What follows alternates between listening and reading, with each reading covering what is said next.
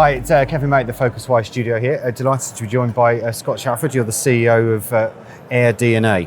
Now, we're following up on what happened yesterday on the main auditorium there, and you got 10 thumbs up, you say, which is actually pretty good. I did. In fact, it's better than pretty good. That's very good. I think it was excellent. Yeah, I think the next best was 8 out of 10. So yeah. So why do you think what you're doing resonated so well with them compared to some of the others?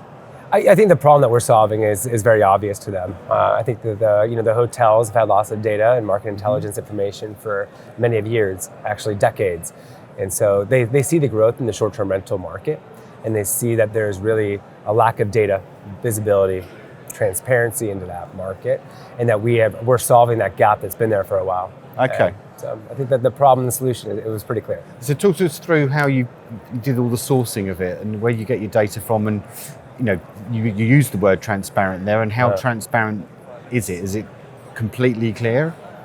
Yeah, so the sources of the data are manifold, but we get about 5% of our data. About 350,000 individual properties give us their actual daily reservation information via some files they deliver to us. And then we also scrape about 10 million properties around the world almost every day. And so it's a combination of getting sort of source data and scrape data, putting that into the big machine learning algorithm soup and sort of spitting out, what is the sort of the most accurate demand data on vacation rentals. Demand data getting to what is the actual occupancy rates of property, what is the actual revenue generated by those properties. Okay. And that's sort of what we specialized at over the last 5 years. And what is probably the most common use case for it?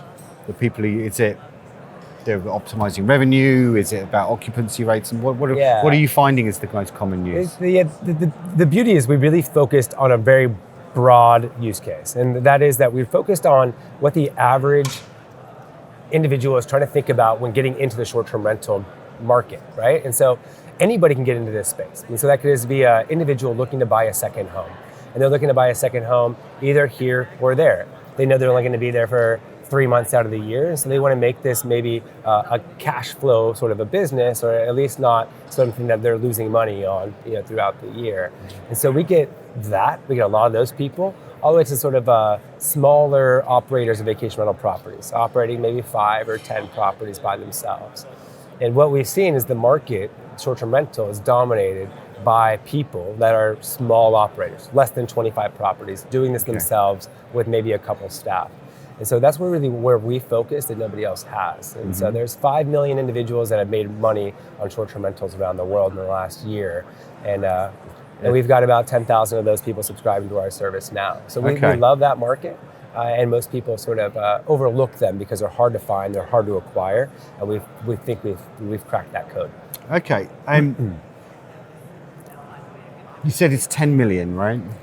There's about 5 million people that we see that. 10 million properties. 10 million properties, Correct. right? How far off do you think that is the full size of the market? Because there was someone, the name of, I forget it now, was saying there's 15 million accommodations, including hotels. So that's a difference to your figure. We right? believe that. It's really hard to get a real count on it because there's a lot of people renting out an apartment for 3 days, right, when they're on vacation. Is that a short-term rental property on the market? Or is that someone just doing it? Right? That's somebody that did it for 3 days, 1 year, and so that should that be counted or not? The way that we're sort of getting to what we saw is 11 million properties, and that's really across the 2 major OTAs of Airbnb and VRBO and HomeAway. And those are the sort of 2 that we monitor really closely. So Booking.com obviously has a bunch of supply. 15 million seems like a pretty solid round number of where we see sort of the total supply of short-term rentals there. If we can talk generally about the vacation rental market, obviously you do what you do, but there's a lot of kind of investment money going into some of the startups. There's the Sonders and the Vacatas and all those kind of things. What's your general kind of view on that part of the industry? How much money's flooding into it? Yeah. Well, I think it's sort of about time, really. I think this industry's been growing, at a really rapid pace for 10 years. And I think people are finally just figuring out like how valuable this is. And this is like a movement, right? And this is something that is about any person's home becoming really a place that could be monetized, right? Sort of turning residential real estate into commercial real estate. When you sort of think about that like high level and holistically, that changes a lot of things about stuff, right? Like how are homes valued, right? Or there's lots of things that sort of are changing in that. Like how do you operate those? How do you market those properties? And so I'm glad to see that all of the people with the deep pockets are sort of seeing that people don't really care about ownership, right? People want to be flexible in their lives. They want to be flexible in what they own. And so there's this sort of like new generation of like nomadic digital nomads sort of traveling, not wanting to really own, but like be flexible. Yep. It sort of is fueling this sort of growth of Airbnb and growth of the demand for short-term rentals, because people just don't want to be locked down in one place or one property for a long time. And so I think they see that vision now.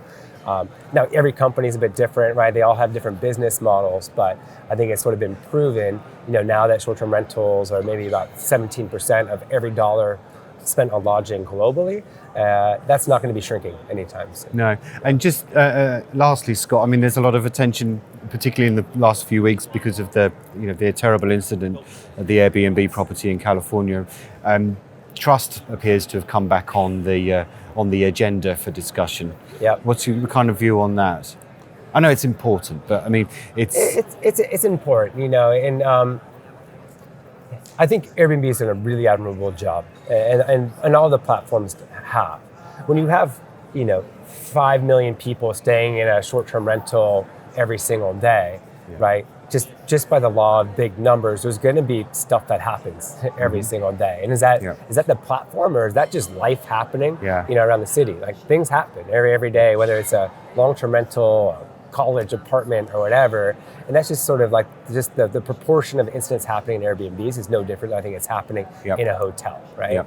And so I think these things can be sort of blown out of proportion, but I like how Airbnb has stepped up to sort of address it, that like at least the properties themselves are going to be verified and validated, and there's not going to be any sort of weird scams that are being run on the system.